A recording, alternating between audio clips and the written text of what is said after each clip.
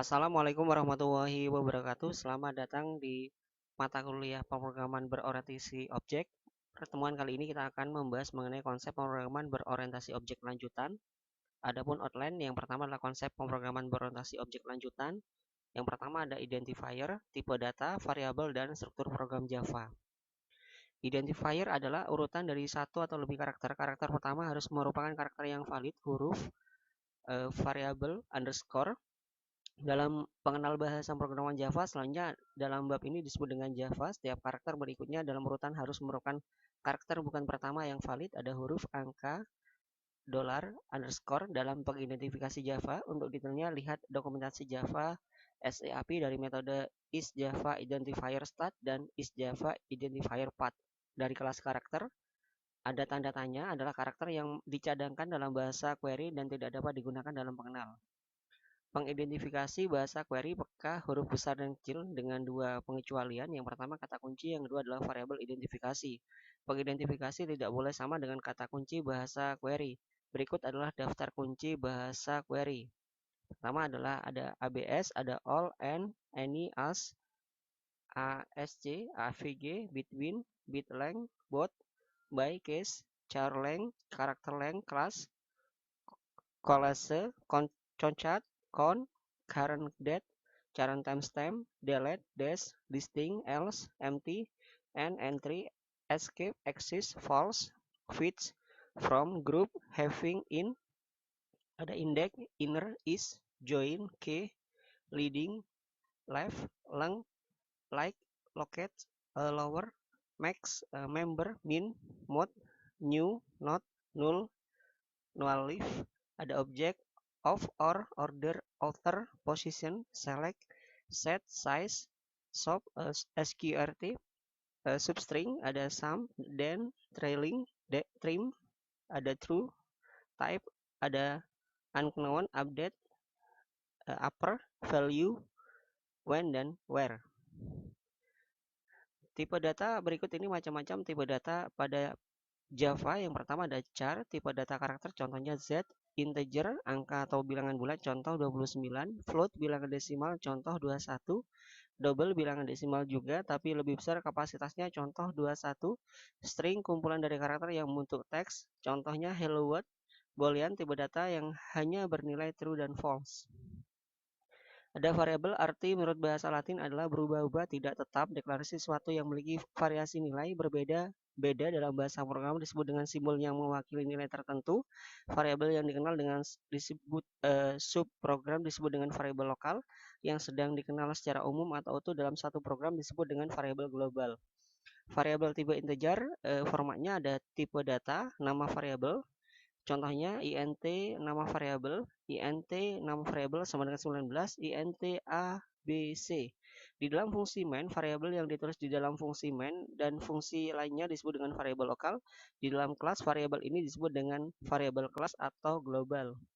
Aturan penulisan variabel, ternyata tidak boleh sembarangan dalam membuat variabel, ada aturan yang harus diikuti.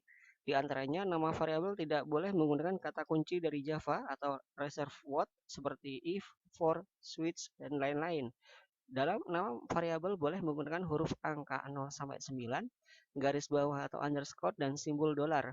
Namun penggunaan garis bawah dan simbol tidak lebih baik dihindari.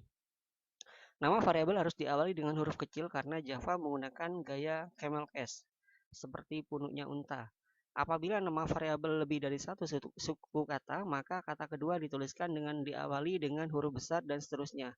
Contoh nama variabel, di sini namanya kecil, V-nya adalah besar.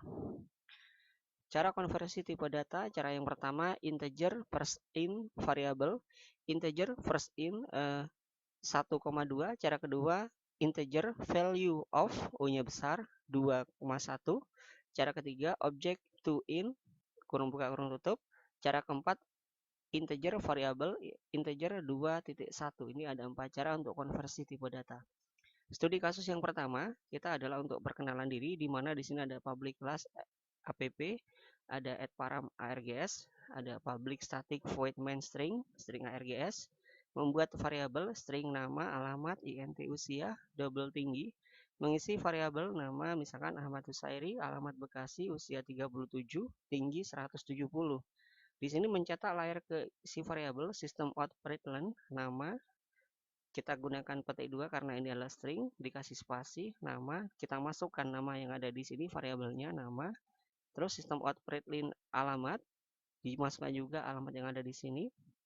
Sistem out println di sini adalah usia, kita masukkan usianya berapa untuk tahun.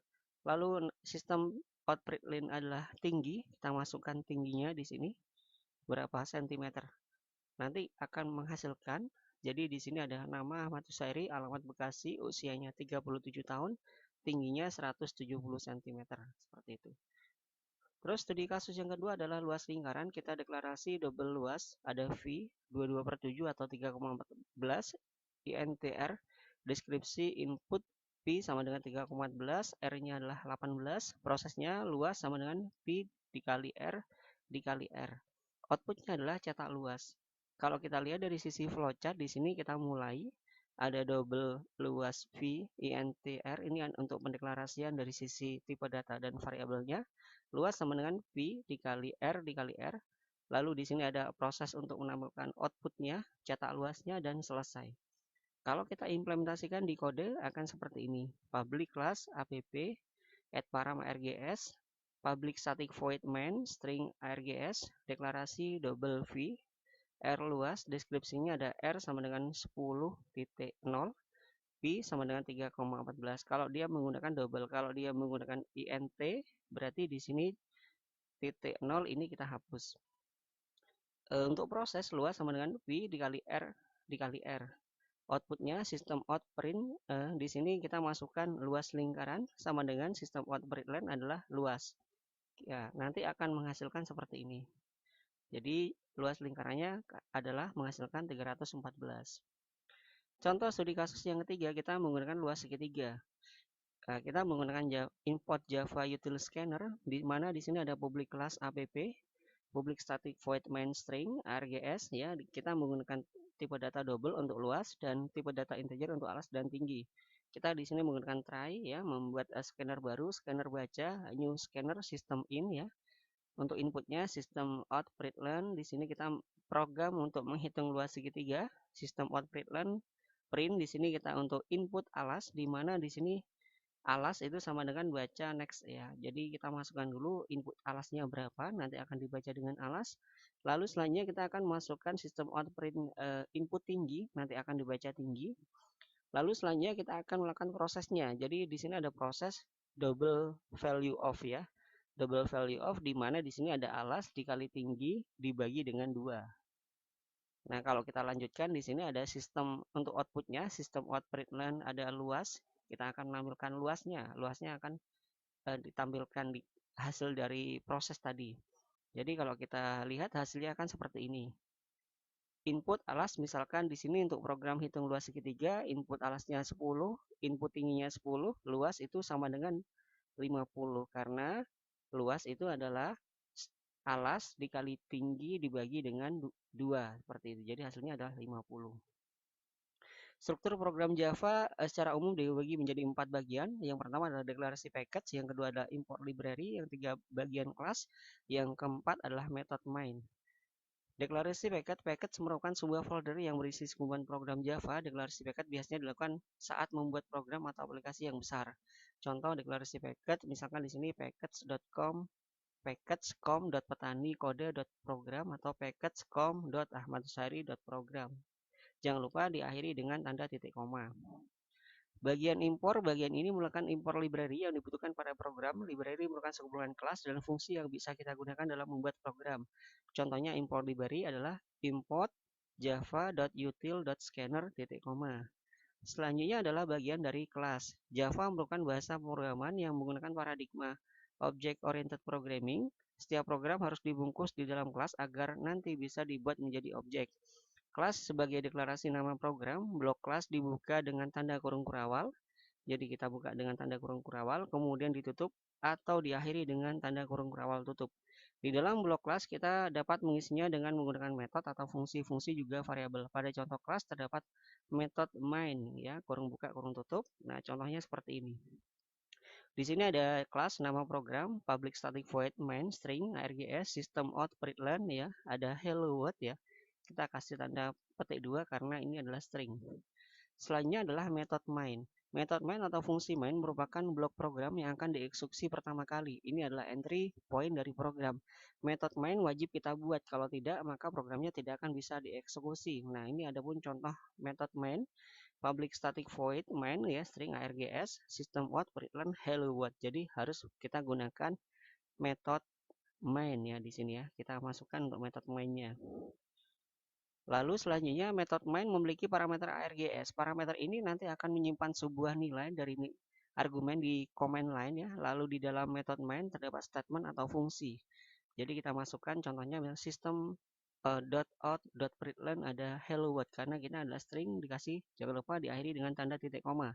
Ini adalah fungsi untuk menampilkan teks ke dalam layar monitor. Adapun referensi pada pertemuan kali ini dari Muhardian A belajar pemrograman Java, Muhardian A belajar Java memahami struktur dan aturan penulisan sintaks Java, ada dari Oracle Identifier. Sekian, terima kasih, sampai jumpa pada pertemuan selanjutnya. Wassalamualaikum warahmatullahi wabarakatuh.